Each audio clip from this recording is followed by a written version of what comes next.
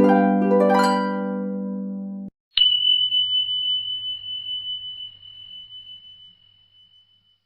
Guys, तो आज का जो राइट्स हम लोग पढ़ेंगे, this is very very important rights, right? That is called the right to freedom. Right to freedom is very important rights for every citizen in India. भारत के हर एक नागरिकों के लिए सबसे इंपॉर्टेंट राइट्स जो हमारे देश के संविधान में दिया गया है, उस संविधान के अधिकार को कहा जाता है, फंडामेंटल राइट्स को कहा जाता है right to freedom. That means हर एक इंसान को क्या होता है कि भाई इंसान को कुछ ना कुछ फ्रीडम देना पड़ेगा, लिबर्टी देना पड़ेगा। Without liberty human being is like animals, right? मतलब एनिमल पशु की तरह है, राइट? पशु को भी कुछ अधिकार और स्वतंत्रता दिया जाता है। अगर इंसान को अधिकार स्वतंत्रता ना दिया जाए तो किसी भी काम का वो नहीं है, वो जेल के समान है, राइट? जेल में जाना इसका मतलब क्या होता है? किसी को अरेस्ट कर लेना मतलब उसका फ्रीडम और राइट्स को छीन लेना। तो फ्रीडम जो है is very very important, right? हर एक व्यक्ति को एक डेमोक्रेटिक कंट्री में और एक देश में अगर देश के नागरिकों के पास किसी भी तरीके का कोई स्वतंत्रता, कोई काम करना, अपनी इच्छा के अनुसार काम करने का अधिकार नहीं है तो बेकार है, टोकाइल है। तो हमारा देश जो है हमको क्या करता है? आर्टिकल 19 to 22 जो हमारे देश right to freedom, this is called second fundamental rights of citizen. दूसरा नागरिकों को मौलिक जो स्वतंत्रता का अधिकार हम लोग को दिया जाता है। अब जो स्वतंत्रता का अधिकार है, सबसे पहले आर्टिकल 19 क्या करता है? सबसे पहले आर्टिकल 19 जो है हमको क्या करता है? राइट टू फ्रीडम, मतलब राइट 6 फ्रीडम का बात करता है। 6 तरीके का जो है हम लोग को फ्रीडम देता है। Article 19 grants and provide the 6 type of freedom to each and every citizen of India. भारत के हर एक नागरिकों को, चाहे वो कहीं भी रहता है, चाहे कोई भी जात का हो, हर एक नागरिक को 6 तरीके का जो है फंडामेंटल राइट्स वो हम लोग को प्रोवाइड करता है। 6 टाइप्स ऑफ फ्रीडम, 6 तरीके का स्वतंत्रता सबको प्रोवाइड करता है। अभी 6 तरीके का कौन कौन सा फ्रीडम है? This is called the basic freedom of every citizen. ये जान लो, आपको बहुत काम आएगा, बच जाओगे। तो सबसे पहला जो राइट्स आता है उसको बोलते हैं, जो हमारा देश जो है 6 तरीके का हमको स्वतंत्रता देता है। तो 6 में कौन कौन सा है? पहला जो स्वतंत्रता है जिसको हम लोग बोलते हैं speech and expression, right to speech and expression. Right to speech, इसका मतलब होता है बोलने का अधिकार है। केवल बोलने का अधिकार नहीं है, जताने का अधिकार, राइट? हम लोग जताते हैं ना, right to speech and expression, right? ये एक है। दूसरा जो है जिसको हम लोग क्या बोलते हैं? Right to assembly, right to assembly without arms, right to assembly without arms. तीसरा क्या है? Right to association, right to association हो गया। चौथा हमारा राइट्स कौन क्या है जो हमारा संविधान देता है? Right to movement. कौन सा देता है? Right to movement. उसके बाद 5वां अधिकार क्या देता है? Right to residence. क्या देता है? Right to residence. उसके बाद क्या देता है? 6ठा अधिकार, राइट टू प्रोफेशन। क्या रहता है? Right to profession. तो इसको याद कर लेना भाई, बहुत इजी है। So our Indian Constitution grants the 6 types of freedom to each and every citizen of India. That is called the right to speech and expression. अब right to speech and expression क्या है? Right to speech and expression जैसे बोलने से समझ में आ रहा है कि हर एक व्यक्ति को हमारा देश का संविधान बोलता है कि आप अपना बात रख सकते हो। You have right to speech. You have right to free to talk with anyone. आप किसी भी से बात कर सकते हो, अपना बात रख सकते हो, केवल बात ही नहीं रख सकते। अब बात रख सकते हो इसका मतलब ये नहीं है कि आकर सबको गाली देते रहे। हाँ, ऐसा नहीं काम है, सब मीडिया लोग का काम है कि केवल करते रहे। तो समझ रहे हो ना? तो right to speech and expression कहने का मतलब होता है कि आप अपना बात रखने के लिए पूरा तरीके से स्वतंत्र है। दैट मींस अगर आपको कुछ बोलना है, अपना बात रखना, अपना राय रखना है, तो पूरा तरीके से स्वतंत्र है। इसी को कहते हैं article 19A। And article 19A right to speech and expression है। इसी में दिया है राइट टू प्रेस। इसी में जो लोग मीडिया लोग इतना बोलता है, मीडिया को माना जाता है media is the 4th pillar of Indian democracy. किसी भी डेमोक्रेसी का जो चौथा पिलर होता है, सबसे इंपॉर्टेंट समाज का आईना और सरकार का आईना दिखाने वाला होता है ऑर्गन प्रेस। और प्रेस को हमारा देश, हमारा संविधान अधिकार देता है कि आप देश के लोगों के बातों को उठाकर सरकार से सवाल पूछो, और क्या नहीं हुआ है, लोगों को क्या तकलीफ है, सरकार को बोलो कि उन लोगों ने जो इलेक्शन के पहले जो झुमराबाजी किए थे कि हम ये कर देंगे, वो कर देंगे, और इलेक्शन के बाद एक दिन भी नहीं आते हैं, उनको बताया जाए बट आज हमारा मीडिया उल्टे ऑपोजिशन पार्टी से सवाल करने लगता है, भाई डेंजर हो गया देश। इसीलिए प्रेस का स्थिति काफी खराब है हमारे देश में, 148 नंबर पे आता है, आप सोच सकते हो भाई। तो right to speech and expression, expression कहने का मतलब अभिव्यक्त करने की आजादी। अभिव्यक्त कहने का मतलब होता है through the different types of platform, through the using of different types of platform, social media, आप अपना बात रख सकते हो। समझ आ रहा है? सोशल मीडिया के साथ साथ एक्सप्रेशन, भाई आप प्रेस के साथ बात रख सकते हो। इतना ही नहीं, आप पंपलेट बना के बात रख सकते हो, आप कैंडल जला के बात रख सकते हो। These are the method to express their own opinion. समझ आया? तो ये भारत क्या करता है, सभी व्यक्ति को पहला अधिकार देता है। तो जान लो भाई, right to speech and expression. और इसी में आरटीआई भी आता है। क्या आता है? आरटीआई भी आता है। हर एक इंसान को अधिकार है कि वो किसी जानकारी प्राप्त कर सकता है गवर्नमेंट से। तो आरटीआई जो 2005 में आता है, राइट टू इंफॉर्मेशन एक्ट 2005, आप गवर्नमेंट का किसी भी एजेंसी से उससे कुछ सवाल पूछ सकते हो, डाटा मांग सकते हो, वो देगा। समझ आया? This is very very important rights. Now the right to assembly. Assembly कहने का मतलब क्या है? सेकंड जो फ्रीडम हम लोग को दिया जाता है नागरिक को, राइट टू असेंबली। मतलब आप क्या कर सकते हो, आप मूवमेंट कर सकते हो, आप प्रोटेस्ट निकाल सकते हो। इसका मतलब है असेंबली। असेंबली मतलब you have right to participate in the movement, right? But the movement is peaceful movement, right? एक नॉन वायलेंट मूवमेंट होना चाहिए, गांधीयन मूवमेंट होना चाहिए। ऐसा मूवमेंट नहीं हाथ में बम बारूद उठा के चले मूवमेंट करना, सो ये कोई मूवमेंट नहीं होता है। या आपको टेररिस्ट ऐसी बना देगा ये लोग। तो यहाँ पे राइट टू असेंबली कहने का मतलब होता है कि आप पीसफुल कोई भी मूवमेंट चला सकते हो और अपना मतलब अपना जो ओपिनियन है सरकार के खिलाफ आप रख सकते हो कि भाई हम आपके किसी भी चीज से खुश नहीं। सरकार के खिलाफ हो सकता है, किसी ऑर्गेनाइजेशन के खिलाफ हो सकता है, किसी की भी तरह किसी भी ऑर्गेनाइजेशन से अगर आपको किसी भी तरीके कोई परेशानी है या उसके लॉ से आपको प्रॉब्लम है, तो आप अपना अभिव्यक्ति जता सकते हो। Right to move. असेंबली का मतलब क्या होता है? असेंबली का मतलब होता है कि आप क्या कर सकते हो, जो मतलब पीसफुल मूवमेंट हो उसको आप चला सकते हो और अपना बात रख सकते हो। दैट मींस यहीं पे आता है रेसिस्टेंस, राइट टू रेसिस्टेंस। इसका मतलब होता है विरोध कर सकते हो। This is very very important, freedom. तीसरा क्या है? विरोध कर सकते हो। इसका मतलब ये नहीं है कि आप किसी को मार पीट सकते हो, किसी को ट्रेन जला दो, बम जला दो अपना विरोध करने के लिए। नहीं, आप इसको हानि नहीं पहुंचाओगे, पीसफुल मूवमेंट करोगे। समझ आया?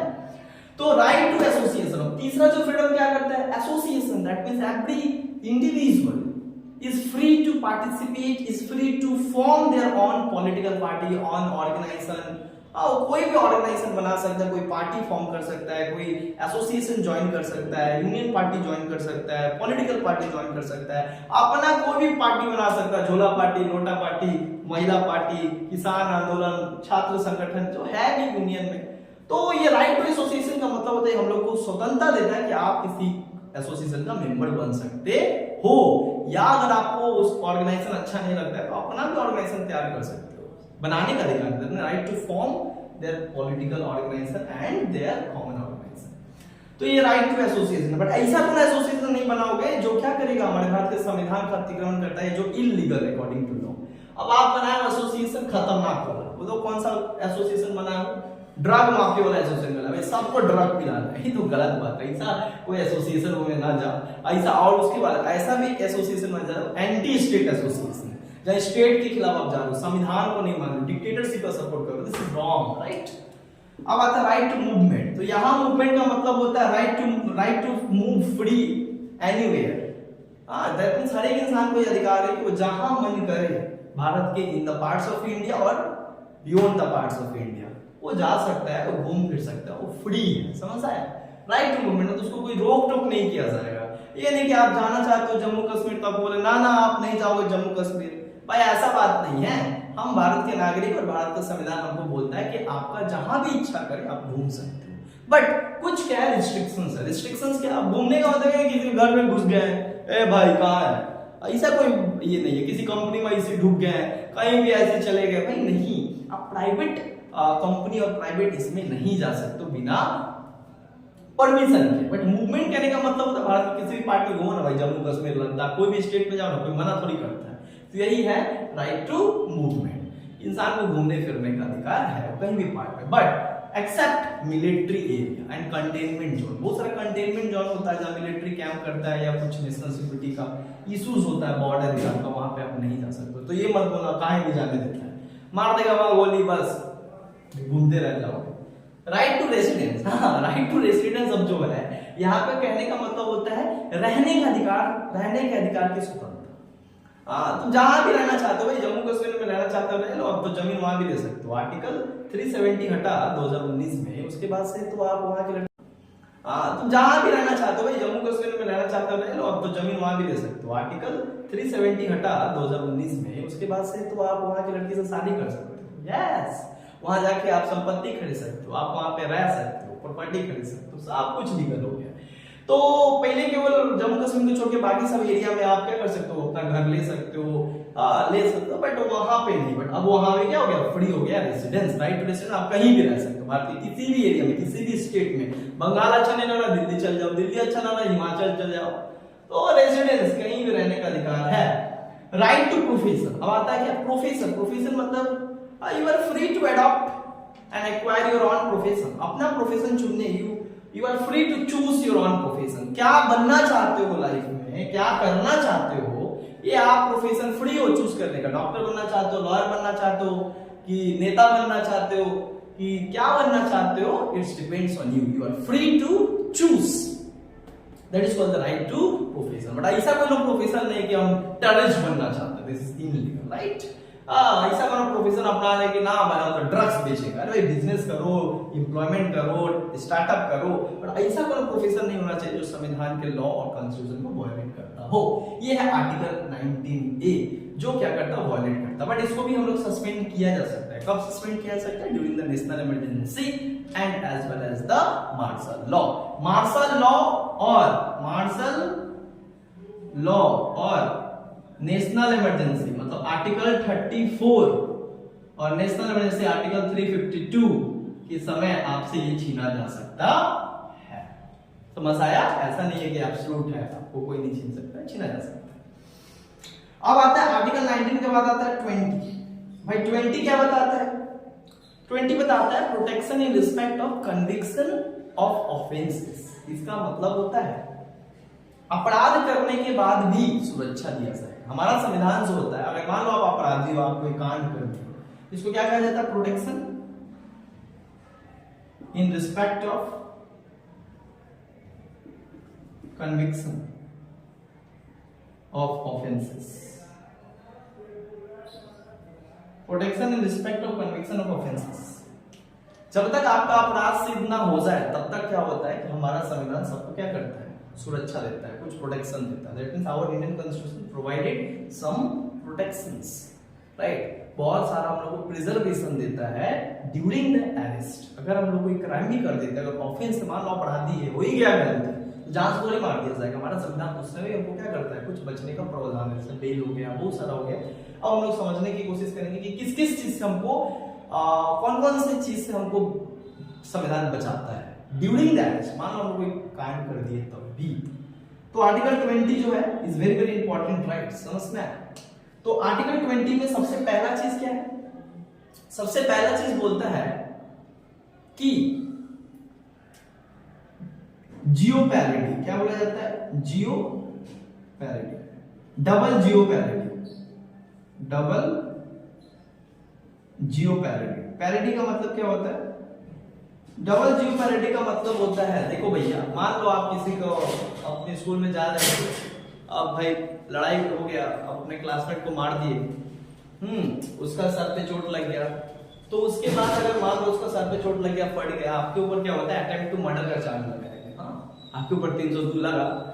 अब इसका ये मतलब तो नहीं है भाई अब आप अटेम्प्ट टू मर्डर किए, ठीक है चलो आप कर दिए भाई, आपको सजा दे दिया गया 3 महीना का सजा, फिर उसका सर फटा, फिर आपको अरेस्ट थोड़ी करेगा। मतलब एक ही कांड का 2 बार आपको सजा नहीं दिया जाएगा, ये हमको बचाता है। तो पुलिस का क्या है, फिर अंदर पकड़ को उसका काम आसान हो जाएगा, मेरे को दूसरा मतलब खोजना नहीं पड़ेगा, चलो इसी को कर देते, पुलिस का काम तो। इसीलिए डबल जियो पैरिटी क्या करता है, काफी मदद करता है कि एक ही व्यक्ति को एक ही कांड के लिए 2 बार, एक ही ऑफेंस के लिए 2 बार पनिशमेंट नहीं दिया जाएगा। ये हमारे संविधान क्या करता है, बचाता है। दूसरा, no self incrimination. No self incrimination का मतलब क्या होता है, नो सेल्फ इंक्रिमिनेशन, इंक्रिमिनेशन बताता है कि भाई कोई भी अगर मान लो ऑफेंस किया है, अगर ऑफेंस नहीं किया है, राइट, और पुलिस का काम है कि भाई थर्ड डिग्री टॉर्चर देकर, मारपीट देकर एकदम उसको बता दे कि देखो भैया अभी मार खाया हो, जाकर कोर्ट में बोल देना कि हाँ हमें किए हैं, हाँ भले वो ना किया हो, बट पुलिस क्या करता है, कभी कभी वो फोर्स करने की कोशिश करता है, बाइंड ऑफ फोर्स वो चाहता है कि तुमको, भले तुम उसका गुनहगार ना हो लेकिन तुमको बना दिया। उस समय कोई भी व्यक्ति को, कोर्ट बोलता है, हमारा संविधान हमको ये सुरक्षा देता है, कोई भी व्यक्ति को आप फोर्स नहीं कर सकते हो अपने विरुद्ध क्या करना, गवाही देना कि हाँ हम ही किए, भले ना किए, ऐसा नहीं कर सकते। तो सबसे बड़ा मानवता का मतलब क्या बोलते, तार है, मानवता का बहुत बड़ा आप मतलब मजाक उड़ा रहे हो कि भाई वो कुछ कांड किया नहीं, आप उसको जोर जबरदस्ती मारपीट के लाठी के डर से आप क्या कर रहे हो, उसको अपने खिलाफ ये देने के लिए उसका। एक चीज और है, एक और इसमें क्या है, प्रावधान है कि भाई अगर आप मान लो कोई भी चीज अगर करते हो, जैसे मान लो कि no ex post facto law, इसको कहते हैं no ex post facto law. मतलब किसी भी ऑफेंस, किसी भी कन्विक्टेड पर्सन को मान लो अपराध किया, मान लो 2024 में 8 तारीख को वो क्या किया, गया और वहां से झगड़ा हो गया, उसमें वो एक को मार दिया, उसका भाई हाथ पैर टूट गया, उसके ऊपर केस हुआ, चलो उसके ऊपर केस हुआ, उसको सजा मिल गया 3 महीना का। फिर अचानक 8 तारीख को मारा, 10 तारीख को नया केस बना, नया लॉ आया पार्लियामेंट में कि जो हाथ पांव जिसको तोड़ देता है भाई, उसको जो सजा दिया जाएगा वो 2 साल का दिया जाएगा, पहले 3 महीना का था, 2 साल का होगा। तो भाई वो 8 तारीख को घटना किया था, तो जिस टाइम किया था उसी के लॉ के अनुसार उसको सजा दिया जाएगा, यानी कि उसके कांड करने के बाद कोई नया लॉ में चेंज हो गया तो उसके अनुसार उसका भी अब 3 महीना कटेगा, फिर 2 साल कटेगा, ऐसा नहीं भाई, तो गलत हो गया, तो भाई जीवन भर वो जेल में रहेगा, ऐसा नहीं होगा, समझ आया। और एक और इसमें क्लॉज है, एक क्लॉज और क्या कहता है भाई, अगर एक इंसान जो है मान लो कांड किया, तो एक तो है कि कांड किया, दूसरा कोर्ट भी या जज भी उतना ही किसी को सजा देगा जितना कि कानून में प्रावधान है। चाहता अपनी मर्जी से नहीं कि आपका पर्सनल दुश्मन है तो उसको लिख दिए मौत की सजा, भले वो देखो साइकिल चोरा है, तो अपना पावर का गलत इस्तेमाल नहीं कर सकते। इसी को कहते हैं आर्टिकल 20, हमारा बहुत ज्यादा हमको सुरक्षा देता है, पुलिस हमको बचाता है, कोर्ट हमको बचाता है, नहीं तो वो लोग तो रहने देते, समझ आया। तो आर्टिकल 20 जो है हम लोग को क्या करता है, आर्टिकल 20 को कहते हैं सेफ गार्ड, ये बहुत ज्यादा हम लोग क्या करता है, रक्षा करता है। अब हम लोग बात करेंगे आर्टिकल 21, किसके बारे में बात करेंगे, आर्टिकल 21। अब आर्टिकल 21 में क्या है भैया, अब आर्टिकल 21 में जो है वो क्या किस का बारे में बात करता है, आर्टिकल 21 बात करता है protections of life and liberty, किसका बात करता है, protection of life and liberty of individual.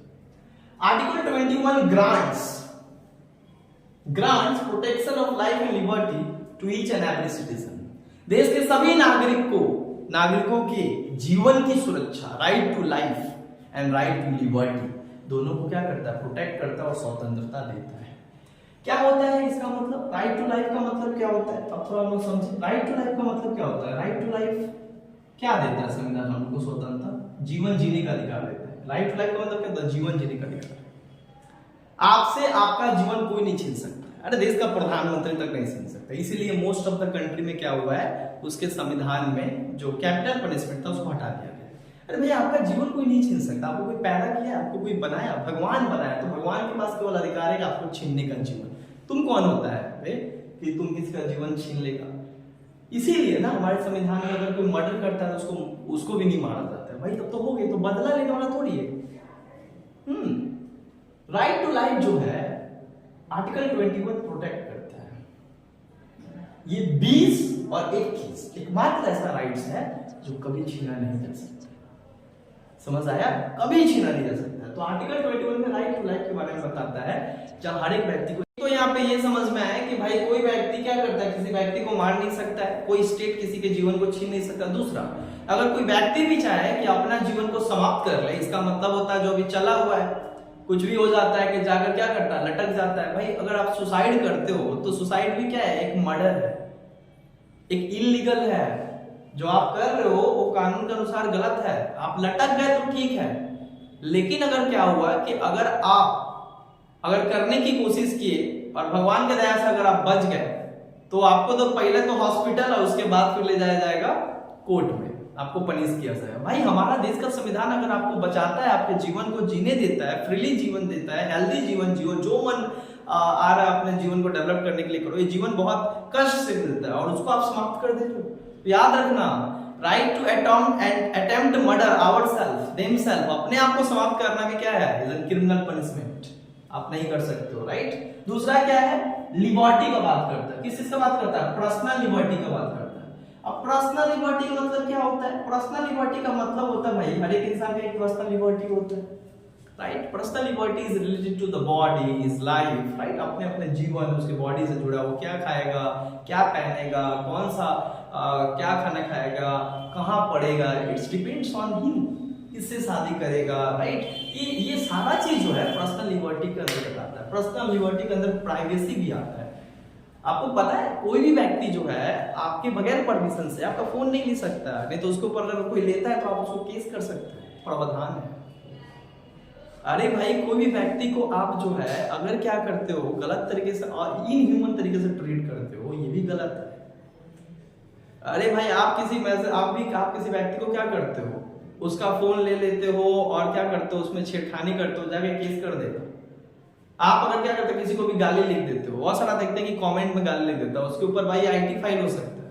आपको क्या पता है, पढ़ो। हाँ, तो ये चीज है पर्सनल लिबर्टी का मतलब होता है personal liberty is related to the privacy of body and the privacy of his things.